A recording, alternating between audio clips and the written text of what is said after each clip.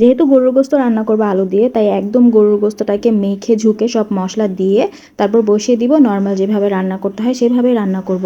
আর ঝুরা গোস্ত খেতে ইচ্ছা করছিল, তাই ভাবলাম খানিকটা গোস্ত নিয়ে নিই, তার সাথে আদা রসুন বাটা, লবণ, হলুদ, মরিচ, জিরার গুঁড়া, গরম মশলা গুঁড়া সব মশলা দিয়ে একদম মাখিয়ে তারপর পানি দিয়ে সেদ্ধ করে নিব।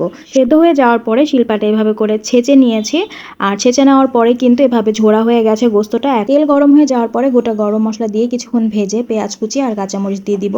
পেঁয়াজ কুচিটা একটু পরিমাণে বেশি দিতে হবে। তারপর কিছুক্ষণ ভেজে আদা রসুন বাটা, লবণ, হলুদের গুঁড়া, মরিচের গুঁড়া, জিরার গুঁড়া, গরম মশলা গুঁড়া সব মশলাগুলো দিয়ে ভালো মতো ভেজে আমি এখানে একটু পানি দিয়ে দিয়েছি যাতে মশলাটা পুড়ে না যায়।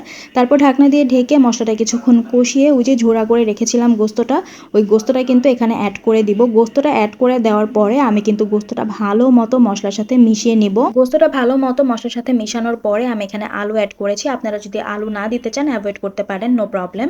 তারপর ঢাকা দিয়ে ভালো মতো কষিয়ে আবারও ঢাকা দিয়ে রেখে দিব যতক্ষণ না পর্যন্ত ভাজা ভাজা হয়ে যায়। তো এই তো দেখতেই পাচ্ছেন আমি কিন্তু একটু পরপরে নেড়েছি যাতে করে নিচে লেগে না যায়। আর এখানে কিন্তু ভাজা ভাজা হয়ে গেছে, এখন আমি নামিয়ে ফেলেছি। তো রেডি হয়ে গেছে বিফ ঝুরা মাংস। এটা দেখতে যেরকম ডেলিশিয়াস হয়েছে, খেতেও কিন্তু অসাধারণ হয়েছে। আপনারা ট্রাই করবেন, অনেক ইজি। সেই সাথে কিন্তু আমার ওই যে ভুনা মাংস রেডি হয়ে গেছে আলু দিয়ে। এটার কালারটাও কিন্তু দেখতে অনেক সুন্দর হয়েছে আর খেতেও কিন্তু আলহামদুলিল্লাহ অনেক মজা হয়েছে।